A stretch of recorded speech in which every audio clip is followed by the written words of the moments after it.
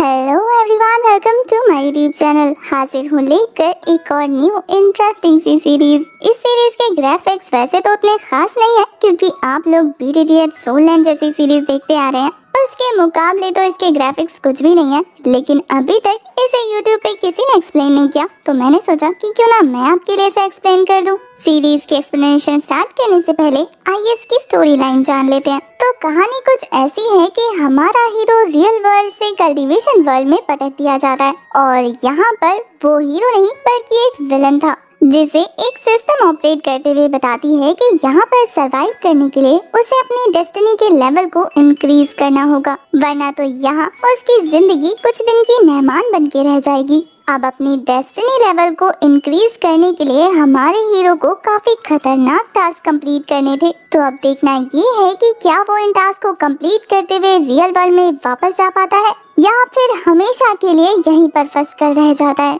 कहानी शुरू होती है और हमारा हीरो ली वांग, जो कि 9th लेवल पर है, यानी कि गॉड रैम पर, वो एक लड़की की जान बचाते हुए उसे लेकर उस सेक्ट से बाहर भाग रहा था।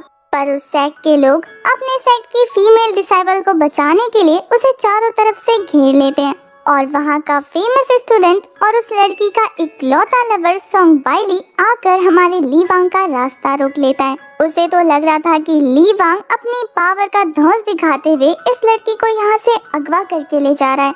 ली वांग चाहता तो था कि वो उसकी ये गलतफहमी दूर कर दे, पर तभी इनर वर्ल्ड में उसकी सोल के सामने एक सिस्टम अपीयर हो जाता है जो ली वांग से कह रहा था कि अब तुम्हारा सिस्टम अपग्रेड होने वाला है, इसलिए अगर जान बचाना चाहते हो तो हिलना मत, वरना तुम्हारी सोल डिस्ट्रॉय हो जाएगी। ये सुनकर तो ली वांग के पैरों तले जमीन खिसक जाती है क्योंकि उसे जरा सा भी मूव नहीं करना था।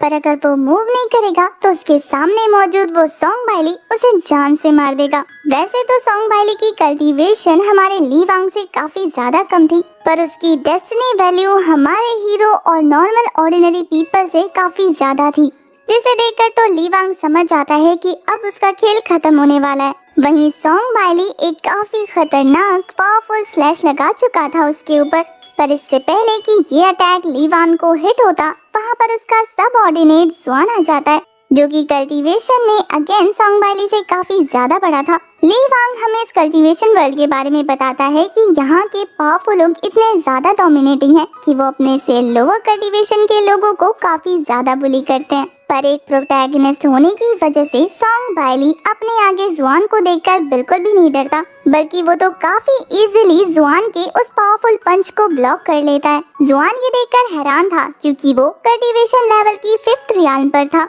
वहीं दूसरी तरफ सोंग बाइली कल्टीवेशन लेवल की 3rd रियाल्म पर था। उसे ये चीज काफी ज्यादा अजीब लग रही थी, पर ली वांग को पता था कि ये ज्यादा देर तक सोंग बाइली को होल्ड नहीं कर सकता, और होता भी ऐसे ही है। एक लास्ट पंच में सोंग बाइली जुआन को काफी बुरी तरीके से इंजर्ड कर देता है। उसका ये मूव देखकर उसके सेट के लोग तो काफी ज्यादा खुश हो रहे थे। वहीं अपनी तारीफ सुनने के बाद सोंग बाइली सीधा ली वांग को चैलेंज कर देता है कि अब मरने की बारी तुम्हारी है। पर लकीली अब तक ली वांग का अपडेटिंग कंप्लीट हो चुका था और वो काफी सीरियस होते हुए सोंग की बात का जवाब देता है कि एक बार फिर सोच लो, क्या तुम्हें सच में मुझसे फाइट करनी है।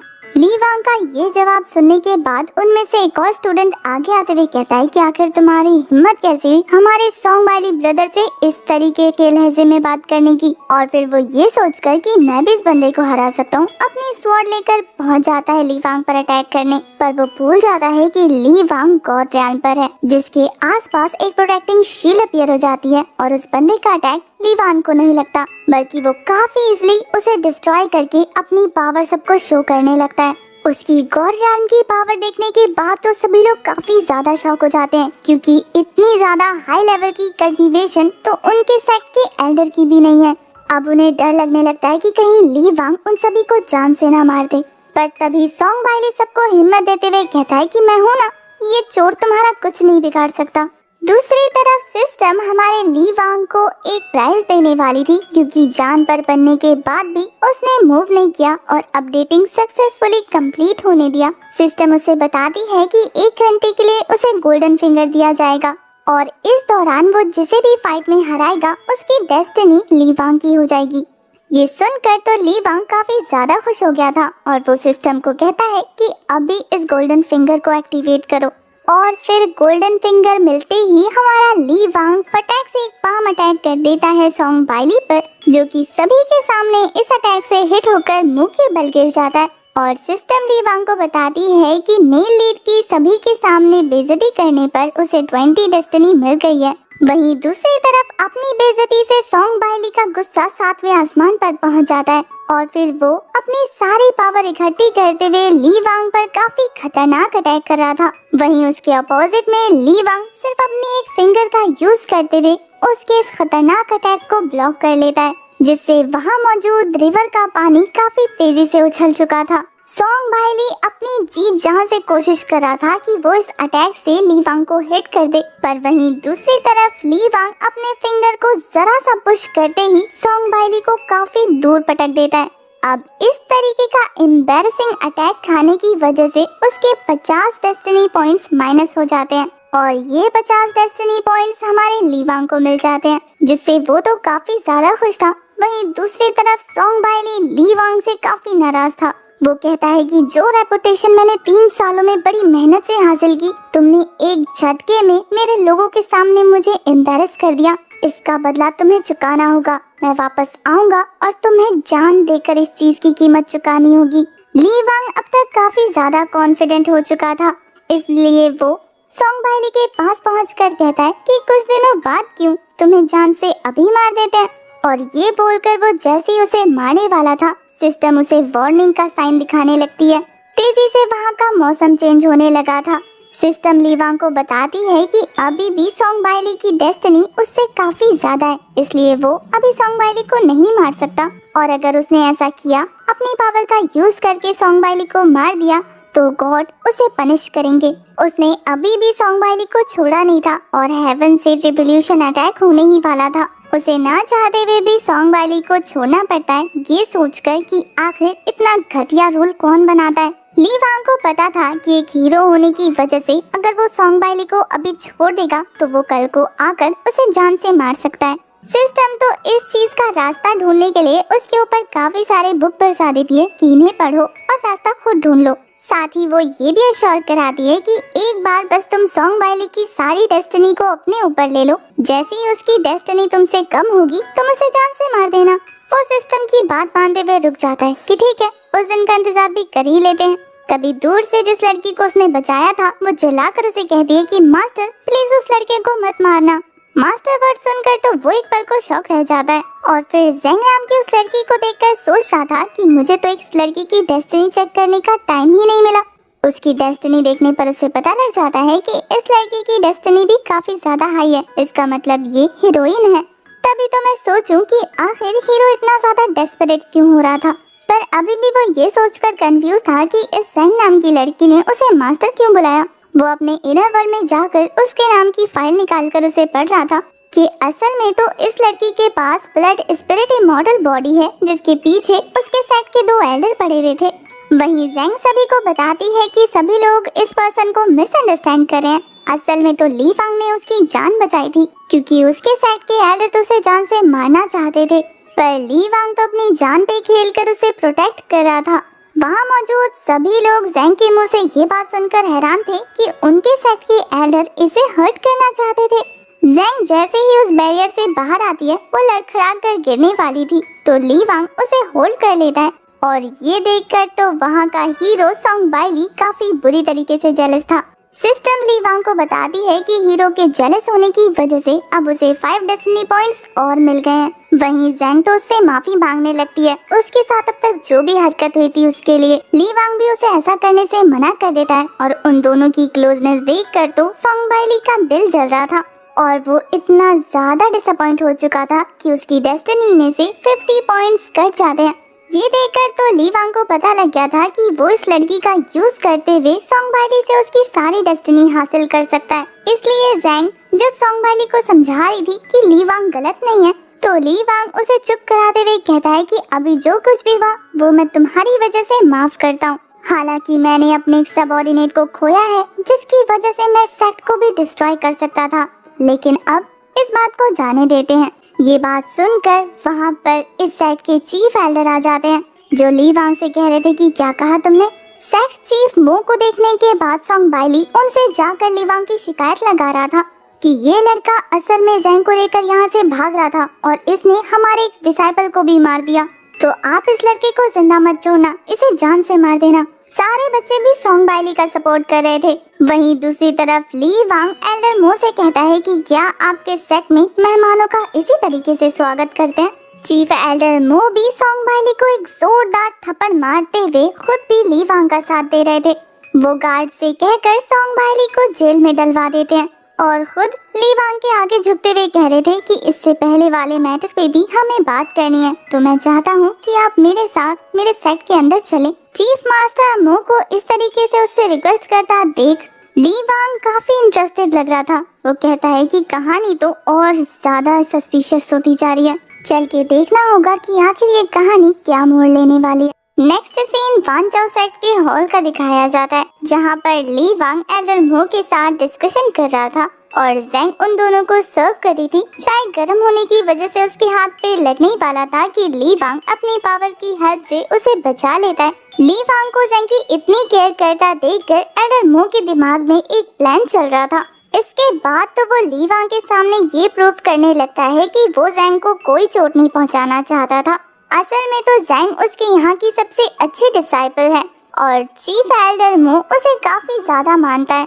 जब लीवांग को गलतफहमी हुई कि एल्डर मो ज़ैंग को परेशान करे, तो असल में सीन कुछ भी ऐसा नहीं था। ज़ैंग ने एक गलती कर दी थी और एल्डर मो बस उसे समझा रहे थे। लीवांग कहाँ इस बात पे यकीन करने लगता है। वो अपने मन में सोच रहा था कि क्या मैं इसे इतना बेवकूफ नजर आता हूँ।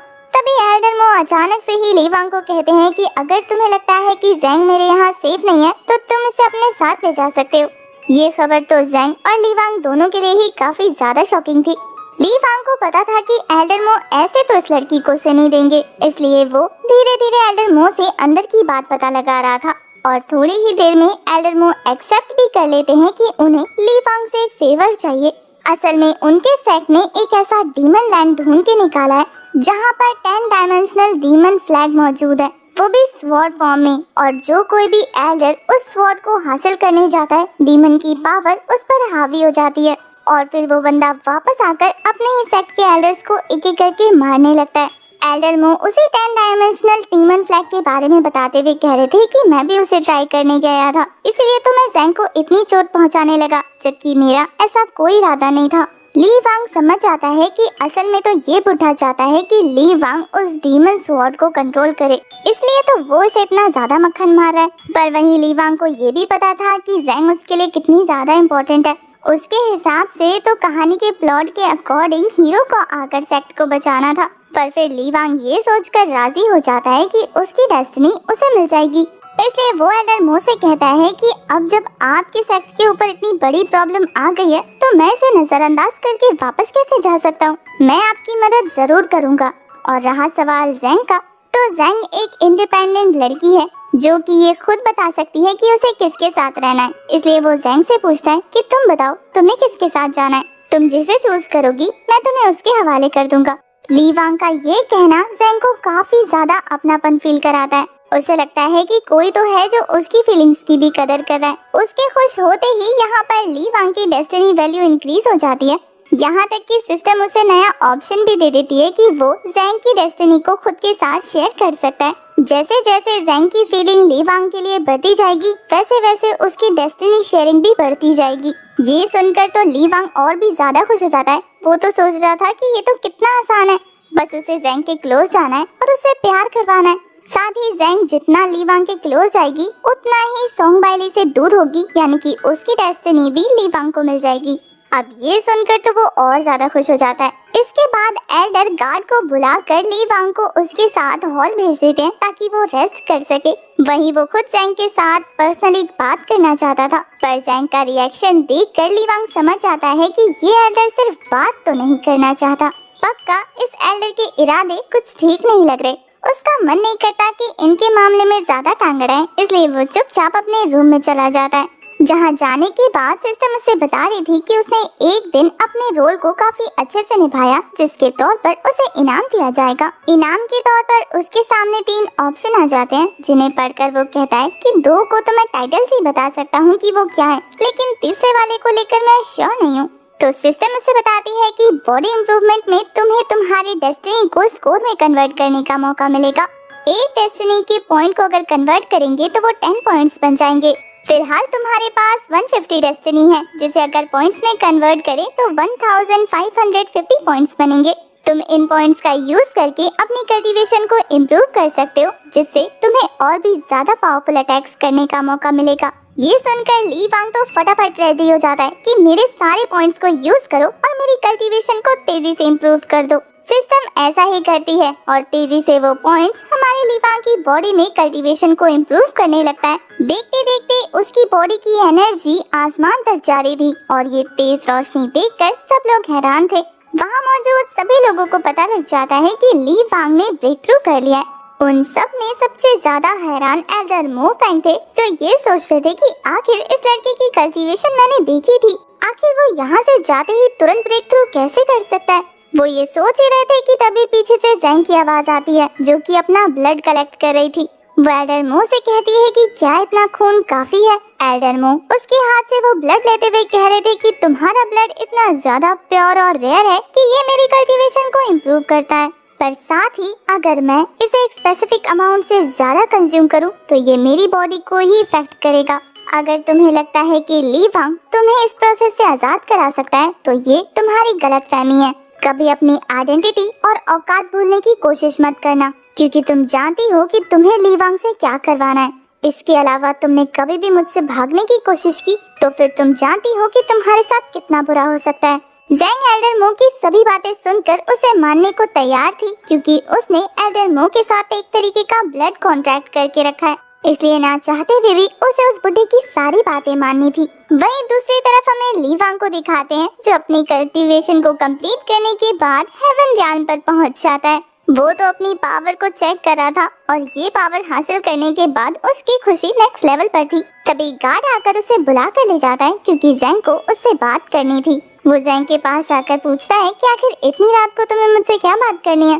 ज़ेंग बताती है कि आपने मेरी जान बचाई है, तो मैं ज्यादा बेहतर ना होते हुए भी आज से आपकी स्लेव बनकर रहना चाहती हूँ। ली वांग उसके इस डिसीजन की रिस्पेक्ट कर रहा था, जिससे वो खुश हो जाती है और ली वांग की डेस्टिनी का पॉइंट इंक्रीज हो जाता है। वो तो इतने ज्यादा क्लोज आ चुके थे कि ली वांग के नोज से ब्लीडिंग भी स्टार्ट हो जाती है। वहीं दूसरी तरफ ज़ेंग भी इस चीज से काफी नर्वस हो गई थी, जिसके बाद तो सिस्टम ली वांग को बताता है कि वो दोनों इतने ज्यादा क्लोज आ गए कि अब 20% मेमोरी आपस में शेयर कर सकते हैं। ली वांग को समझ नहीं आता कि आखिर अभी तो उसने कुछ किया भी नहीं, फिर ये लड़की इतनी ज्यादा क्लोज कैसे आती जा रही है। पर फिर मेमोरी शेयरिंग से उसे पता लगता है कि वो ज़ेंग के बारे में सही था।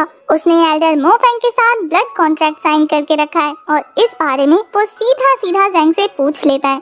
ज़ेंग तो ये देखकर काफी ज्यादा शॉक हो जाती है कि ली वांग को इस बारे में पता लग गया, तो वो उससे कुछ भी ना छुपाने का डिसाइड करते हुए उसे सब बता देती है कि रियल में मो फेंग उसके बायोलॉजिकल फादर हैं। उसकी मॉम का उसके फादर के साथ अफेयर था, पर उसके फादर ये मानने को तैयार नहीं थे। पर जैसे ही उन्हें पता लगा कि ज़ेंग के पास एक रेयर तरीके का ब्लड है जो कि उनकी कल्टीवेशन को तेजी से इम्प्रूव कर सकता है, तो उन्होंने दुनिया की नजरों में ज़ेंग को अडॉप्ट करते हुए अपनी डॉटर बना लिया। पर डॉटर तो सिर्फ वो नाम की थी, असल में तो वो एक डिसाइबल और साथ ही उनकी ब्लड स्लेव थी, जिसे एल्डर मो फेंग शुरू से ही अपने फायदे के तौर पे इस्तेमाल करते आ रहे हैं।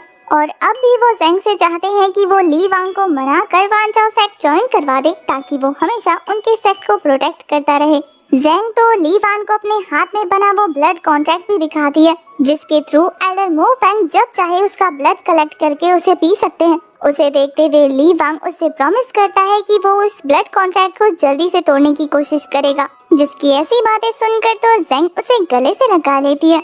और ली वांग का डेस्टिनी पॉइंट्स काफी तेजी से इंक्रीज होता जा रहा था और फिर वो आज के दिन की लिमिट तक पहुंच जाता है। ली वांग को पता लग गया था कि अब अगर उसे डेस्टिनी चाहिए होगी तो उसे सोंगबाइली के पास जाना होगा, तो वो ज़ेंग को खुद से दूर हटाते हुए कहता है कि वैसे तो मैं तुम्हें अपने साथ रखना चाहता हूँ, लेकिन मैं ये भी जानता हूँ कि सोंगबाइली तुम्हें पसंद करता है और मैं तुम दोनों के बीच नहीं आना चाहता। ज़ेंग उसे बताती है कि वो सोंगबाइली को पसंद नहीं करती, साथ ही वो सोंग से खुद जाकर बात करेगी। अगर वो दोनों आमने सामने होंगे तो फिर सिचुएशन को समझाना इजी हो जाएगा। अब ली वांग को यही तो चाहिए था, इसलिए वो फटाफट पहुंच जाता है जेल में। जहाँ सबसे पहले ली वांग जाता है अकेले सोंग बायली से बात करने। सोंग बायली तो जेल में कैद होकर ली वांग को जान से मारने की प्लानिंग कर रहा था और ये चीज वो सुन लेता है। ली वांग काफी शातिर अंदाज में आगे बढ़ते हुए कहता है, अब ये मत कहना कि तुम अपने इन पावरफुल पंचेस से मुझे मारने वाले हो। मुझे मारने के लिए तो वेपन की जरूरत पड़ेगी ना, और वेपन जेल के अंदर तो नहीं मिलने वाले। सोंग बायली उसे देखकर गुस्से में तमतमाते हुए कहता है कि चोर, तेरी हिम्मत कैसे हुई यहाँ आने की। वहीं दूसरी तरफ ली वांग कहता है कि तेरी नजरों में मेरी इज्जत सिर्फ इतनी सी है। तूने सुना नहीं था कि ज़ैंग ने मेरे बारे में तुझसे क्या कहा? मैं उसे प्रोटेक्ट करने वाला उसका मास्टर हूँ। ये सुनकर तो सोंग बायली कहता है कि तू बेवकूफ दूसरों को बना सकता है, मुझे नहीं। मैं जानता हूँ कि तू ज़ैंग के पास क्यों जाना चाहता है। असल में तो तुझे उसकी ब्लड स्पिरिचुअल बॉडी चाहिए, है ना? ली वांग इस बात पे ज्यादा रिएक्ट नहीं करता और इसका रीजन भी हमें थोड़ी देर में पता लग गया था। वो तो असल में सोंग बायली को उकसा रहा था ताकि उसका ये रूट चेहरा ज़ैंग के सामने आ जाए, और होता भी ऐसे ही है। ज़ैंग सोंग बायली के इरादों को गलत समझ लेती है। वहीं यहाँ पर ली वांग तो उसे ये भी प्रूव कर देता है कि सोंग बायली को तो पहले से ही पता है कि ज़ैंग के पास ब्लड स्पिरिचुअल बॉडी है और उसके इंटेंशन ज़ैंग को लेके बिल्कुल साफ नहीं है। बेचारा सोंग बायली तो कहता रह जाता है कि मुझे खुद को एक्सप्लेन करने दो, पर ज़ैंग तो इस बात से हर्ट होकर वहाँ से जाने लगती है। सिस्टम ली वांग को बता रही थी कि ऐसा करने से सोंग बायली का दिल टूट गया और अब 50% डेस्टिनी हमारे ली वांग को मिल गई है। वहीं दूसरी तरफ ज़ैंग का कनेक्शन उसके साथ और ज्यादा गहरा हो गया, जो अब 40% तक इंक्रीज हो गया है। इससे ली वांग तो खुश था। वहीं दूसरी तरफ सोंग बायली ली वांग को दोष देने लगता है कि तूने जानबूझ के ये सेटअप किया ना। पर ली वांग तो कह रहा था कि तेरे इंटेंशन पहले से ही इविल है, अब वो उसको दिख गए तो इसमें मेरी क्या गलती। तभी यहाँ पर ली वांग की नजर सोंग बायली के ब्रेसलेट पे जाती है और वो इसे देखते ही समझ जाता है कि इसमें तुम्हारे डिसेबल मास्टर रहते हैं ना। ये सारी नॉलेज असल में ली वांग ने सिस्टम के जरिए दी गई बुक से हासिल किया था, जिसमें सभी कैरेक्टर्स के बारे में एक हिडन डिटेल्स मौजूद है। सोंग तो ये सुनकर हैरान था कि आखिर ली वांग को कैसे पता लगा कि उसके ब्रेसलेट में मास्टर है।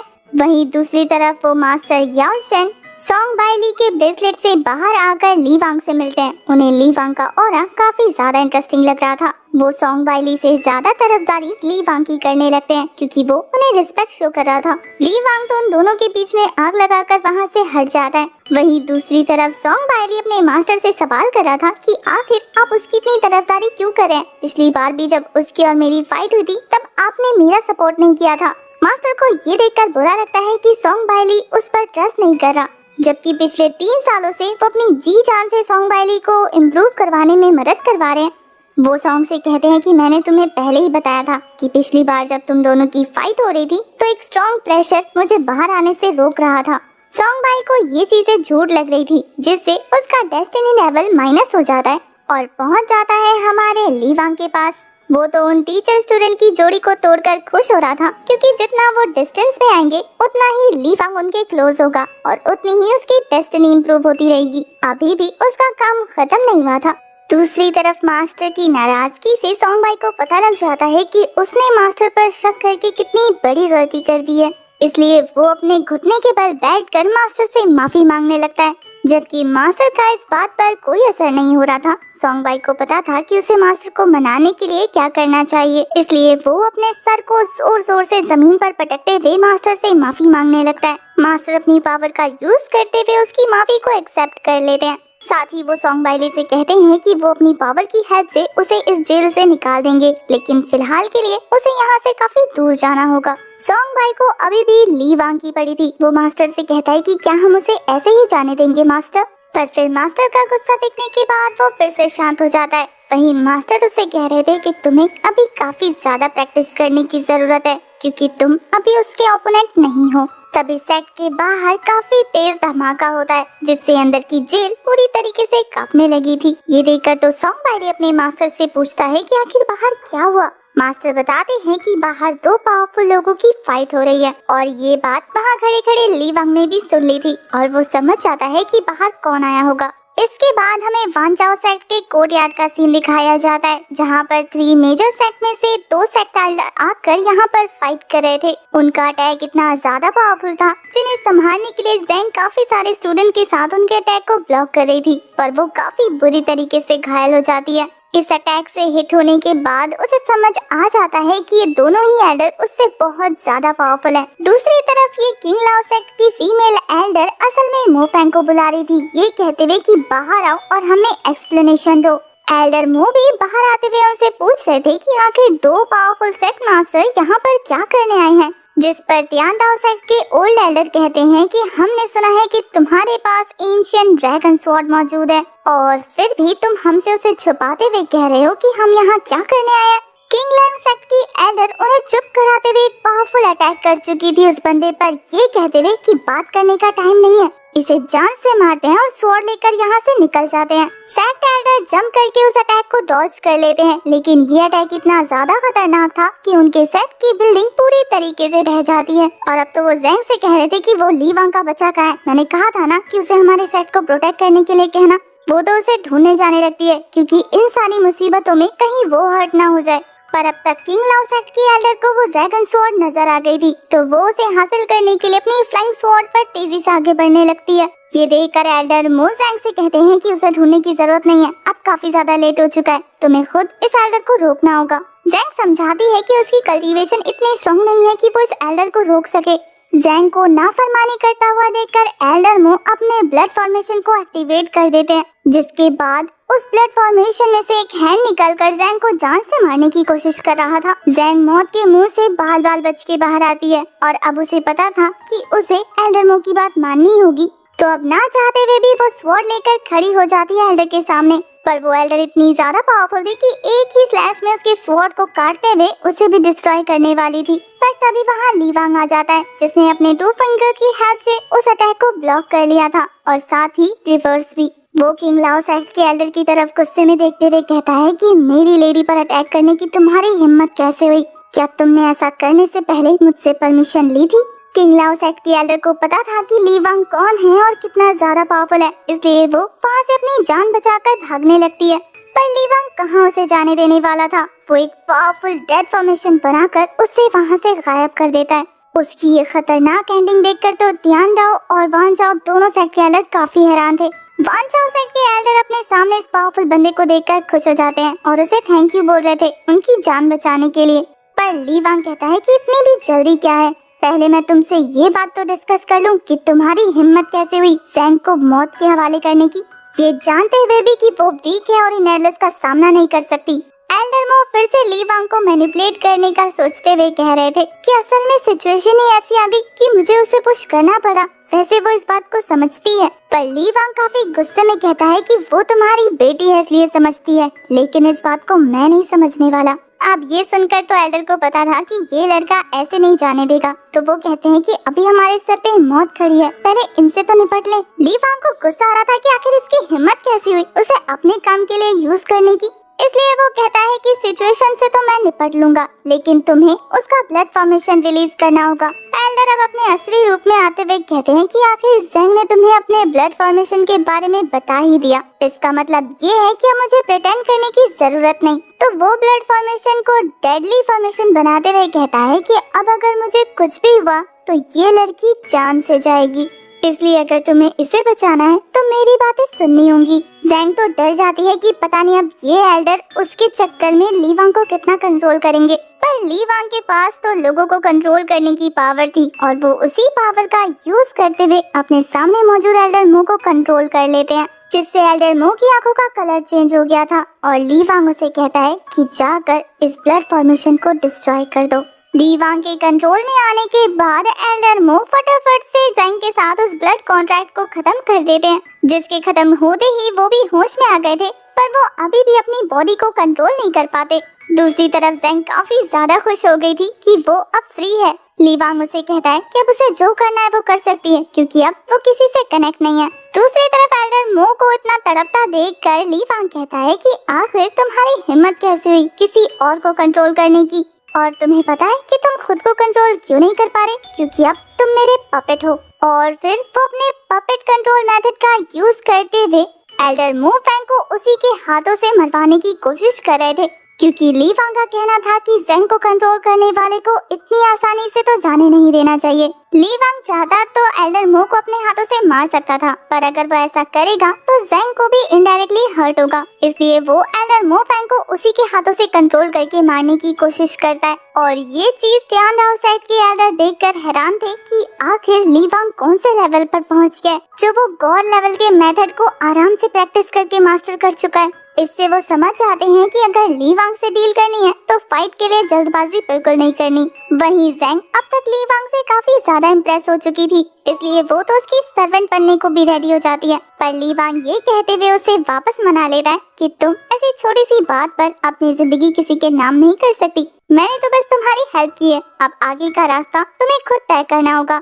इससे तो ज़ेंग का ट्रस्ट लेवल इतना ज्यादा इंक्रीज हो जाता है कि उनकी बॉन्डिंग 50% तक पहुंच जाती है। सिस्टम ली वांग को बताती है कि अब उसके पास 175 डेस्टिनी पॉइंट्स आ गए हैं, जिनका यूज करके वो अपनी कल्टीवेशन को फिर से इम्प्रूव कर सकता है।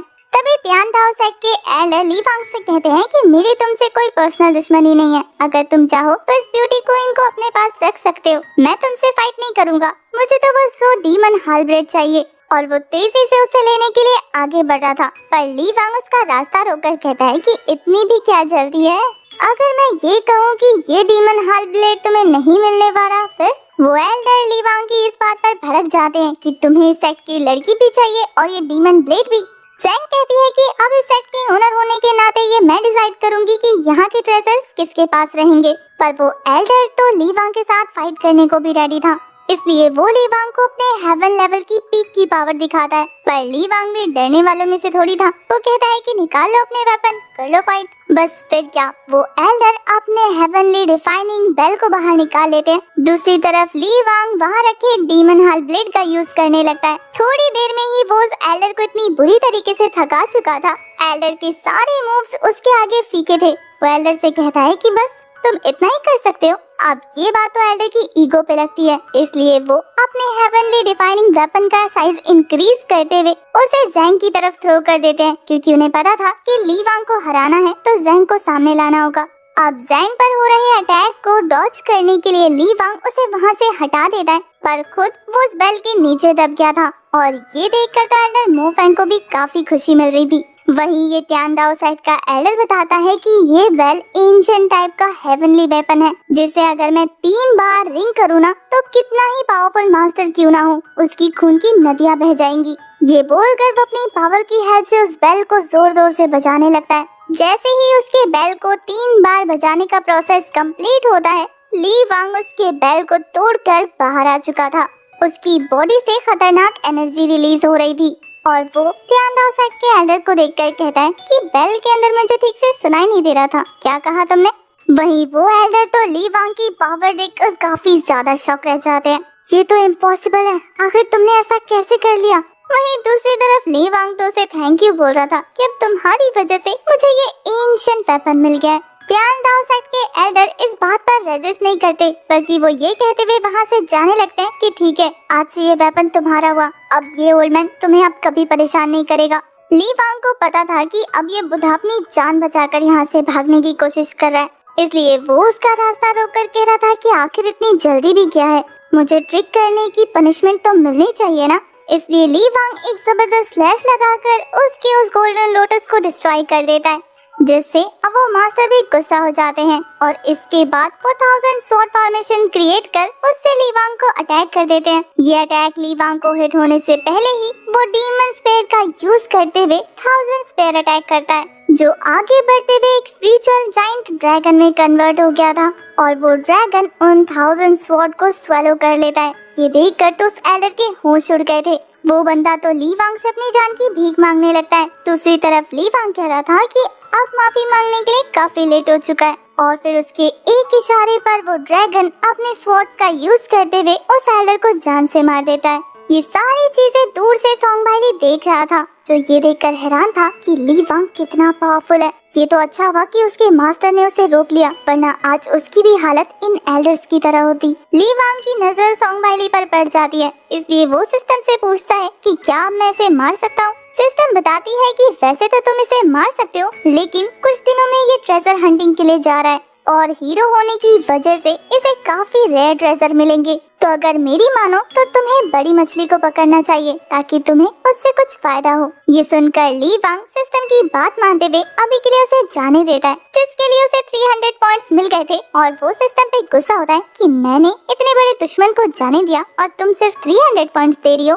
इधर ज़ैंग के पूछने पर कि ली वांग को क्या दिखा, वो कहता है कि एक बड़ा चूहा। वो भी कंफ्यूज थी कि ली वांग एक चूहा देखकर हैरान था। इसके बाद ली वांग ज़ैंग के साथ वहाँ से चला जाता है। उनके जाने के बाद सॉन्ग वाइली राहत की सांस ले रहा था कि अच्छा हुआ उसने मुझे नहीं देखा। वहीं सॉन्ग के मास्टर उसे बताते हैं कि उन्होंने उसके लिए टेलीपोर्टेशन अरे बना दिया है, इसलिए वो फटाफट अपने सफर पर निकले। तो वो अपने मास्टर की बात सुनते हुए अरे की हेल्प से वहाँ से गायब हो जाता है। दूसरी तरफ ली वांग वानचाओ सेक्ट के सभी डिसाइपल को बताता है कि अब ये सेक्ट एक मास्टरलेस सेक्ट बन गया है, इसलिए मैं इसे प्रोटेक्ट करूंगा और फ्यूचर में तुम लोगों को कोई भी हर्ट ना कर पाए, इसलिए मैं तुम्हारे सेक्ट को अपने सेक्ट से मर्ज करने वाला हूँ। क्या किसी को कोई ऑब्जेक्शन है? ये बात सुनकर सभी लोग रेडी हो जाते हैं। इसके थोड़ी ही देर बाद वहाँ पर टेंग लाओ और त्यान लाओ सेक्ट के दोनों डेप्यूटी मास्टर आ जाते हैं। उन्हें देखकर ये सभी हैरान थे कि आखिर ये दोनों यहाँ पर क्या करने आए हैं। सभी को लग रहा था कि शायद ये अपने मास्टर्स की मौत का बदला लेने आए होंगे,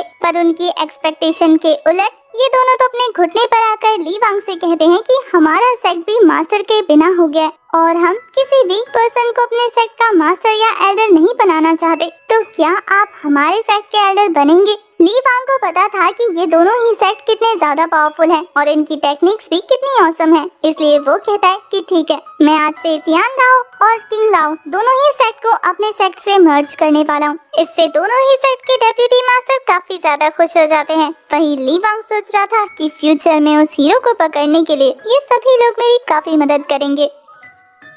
अब कहानी 5 सालों बाद शिफ्ट होती है, जहां हमारे सभी कैरेक्टर्स के लुक काफी ज्यादा चेंज हो चुके हैं। हमारा हीरो और कहानी का विलन काफी ज्यादा स्ट्रॉन्ग हो चुका है। वो अपनी हीरोइन ज़ैंग और अपने सबऑर्डिनेट जुआन के साथ शियांज़ेन पवेलियन की तरफ आगे बढ़ रहा था, जहां वो उड़ते हुए उस पवेलियन में हो रहे ऑक्शन में एंटर होने वाले थे। यहाँ हमें ली वांग की बातों से पता लगता है कि जुआन को काफी साल लग गए उस अटैक से रिकवर होने में और अब फाइनली उसकी कल्टीवेशन भी पहले से ज्यादा इंक्रीज हो चुकी है। जुआन यहाँ ली वांग से कह रहा था कि आखिर वो अपने सेक्ट को छोड़कर शियांज़ेन पवेलियन क्या करने जा रहा है। ली वांग का कहना था कि वहाँ पर उसे काफी खास ट्रेजर्स मिलेंगे, जिनका यूज करके वो अपने सेक्ट को और ज्यादा फेमस कर सकता है। और इसके अलावा वो अपनी हीरोइन को कमर से पकड़ते हुए कह रहा था कि मेरी प्यारी ज़ैंग ने काफी सालों तक खुद को बंदी के तौर पर एक ही जगह पर रखा और अब मैं चाहता हूँ कि वो दुनिया घूमे, इसलिए मैं उसे दुनिया की सैर कराने के लिए इस सफर पर निकला हूँ। ली वांग का ये फ्लर्टिंग अंदाज ज़ैंग को काफी पसंद आता है, जिससे उसकी डेस्टिनी इंक्रीज हो जाती है और अब उन दोनों की बॉन्डिंग 70% से भी ज्यादा इंक्रीज हो चुकी थी। उन दोनों कपल का रोमांस देखने के बाद तो जुआन अपनी आंखें ढक लेता है। ली वांग और ज़ैंग जब अकेले में क्वालिटी टाइम स्पेंड कर रहे थे, तब हमारे ली वांग को सिस्टम बताती है कि मेन लीड जल्दी ही वहाँ पर आने वाला है, जिससे ली वांग समझ जाता है कि अब वो एक तीर से 3 निशाने लगाएगा। पहला तो ज़ैंग की और उसकी बॉन्डिंग काफी स्ट्रॉन्ग होगी, जिससे उसकी डेस्टिनी बढ़ती रहेगी। दूसरा, उसे फर्स्ट मेन लीड से मिलने का मौका मिल जाएगा, जो कि वहीं आसपास आने वाला है ट्रेजर हंट के लिए। और तीसरा, उस ऑक्शन में काफी ज्यादा पावरफुल लोग आएंगे, जिसमें से उसे सेकंड मेन लीड भी मिल जाएगा। सिस्टम उसे उस आसपास के एरिया को स्कैन करते हुए बताती है कि जैसा ली वांग ने सोचा है वैसा ही है। शियांज़ेन पवेलियन में असल में एक डेस्टिनी सन मौजूद है, यानी कि सेकंड मेल लीड। और थोड़ी ही देर में हमें शियांज़ेन पवेलियन के अंदर एक लड़के को दिखाया जाता है।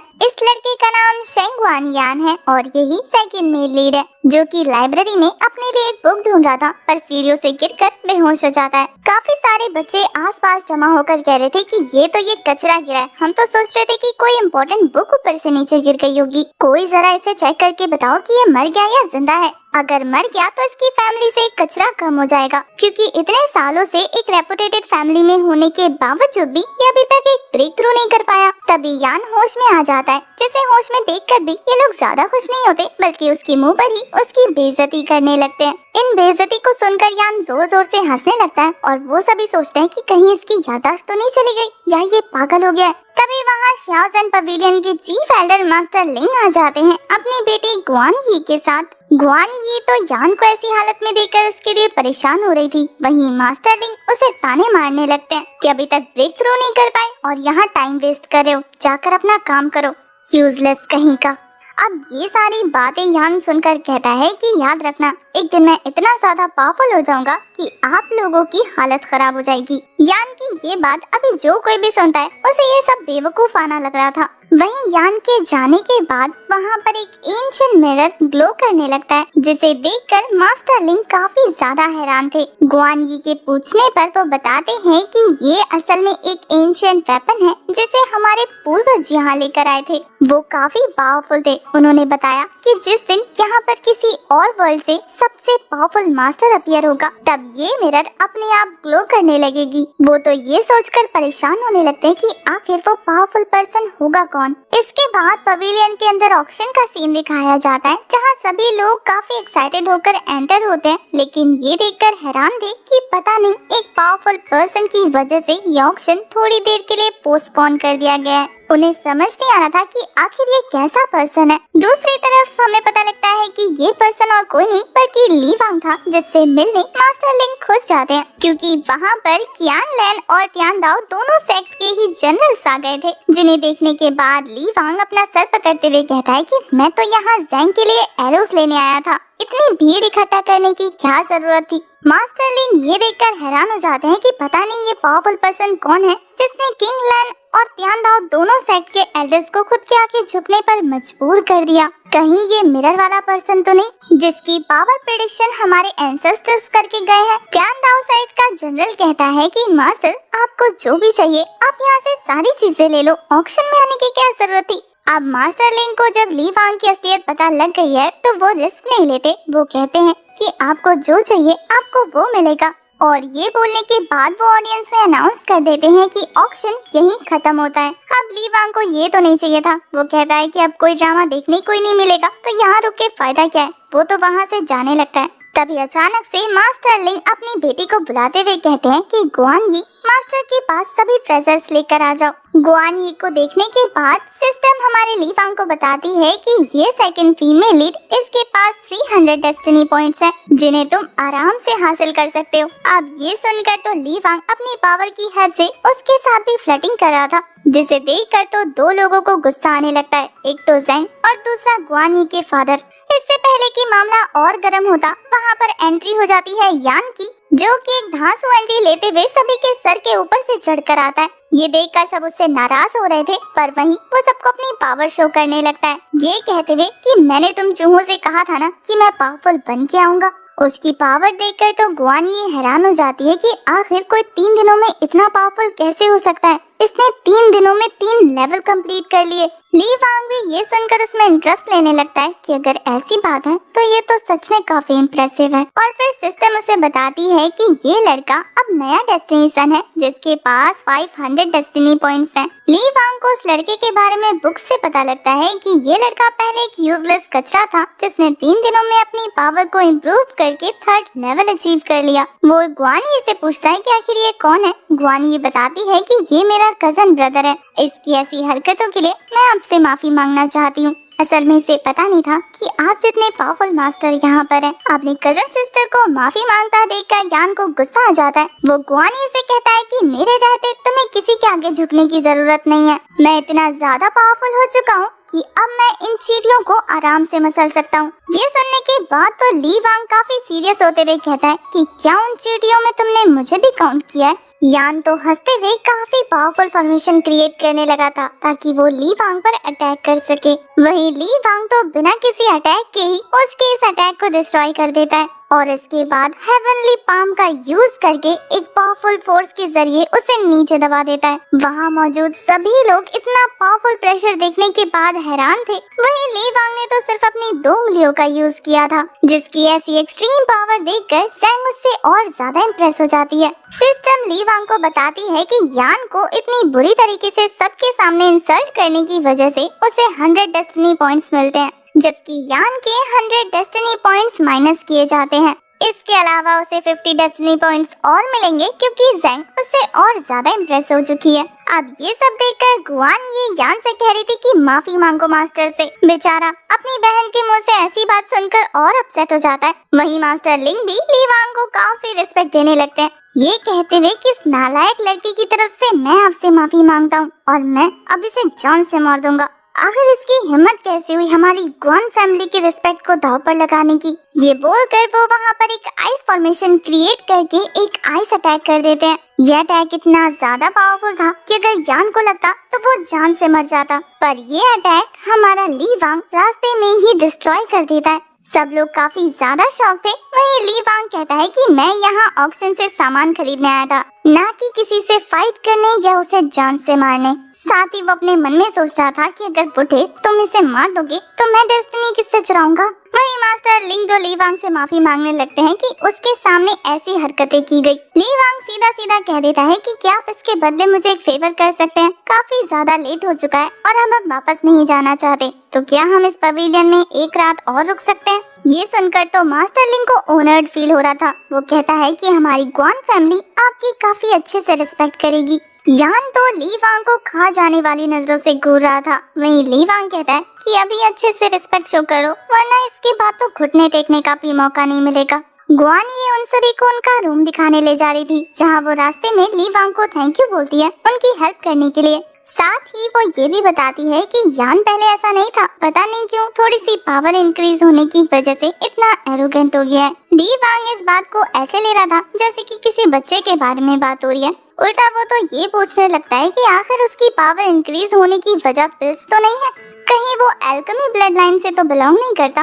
इस बारे में तो जेंग और जुआन को भी शक हो रहा था, क्योंकि उन्होंने यान के पास एक काफी पावरफुल 5th ग्रेड की पिल देखी थी, जिसका यूज ज्यादातर कल्टीवेशन को इम्प्रूव करने के लिए किया जाता है। उस पिल को बनाना भी आसान नहीं है। ये बात गुआन ये को काफी परेशान कर देती है, क्योंकि उसे खुद नहीं पता था कि आखिर यान एल्केमी ब्लड लाइन से बिलोंग करता है। उसके मन में यान को लेकर शक आ गया था और सिस्टम उसे बताती है कि ऐसा करने की वजह से उसे 50 पॉइंट्स मिल गए हैं, जिसके साथ ही वो 500 डेस्टिनी पॉइंट्स का मालिक बन चुका है। अब वो इन पॉइंट्स को 3 तरीके से यूज कर सकता है, या तो वो अपनी कल्टीवेशन इम्प्रूव कर ले, या फिर डेस्टिनी सन को मार डाले, और तीसरा रास्ता ये है कि अपने पास्ट की मेमोरीज को रिकवर कर ले। वैसे तो यहाँ पर ली वांग के लिए डेस्टिनी सन को मारना जरूरी था, पर वो ये भी मिस नहीं कर सकता कि उसे अपने पास्ट के बारे में कुछ भी नहीं पता। तो वो उन दोनों ही चीजों में काफी कंफ्यूज हो रहा था और वो सिस्टम से थोड़ा टाइम मांग लेता है। दूसरी तरफ गुआन ये अपने भाई के बारे में ही सोच रही थी कि तभी यान आकर उससे माफी मांगते हुए कहता है कि क्या तुम मुझसे नाराज हो।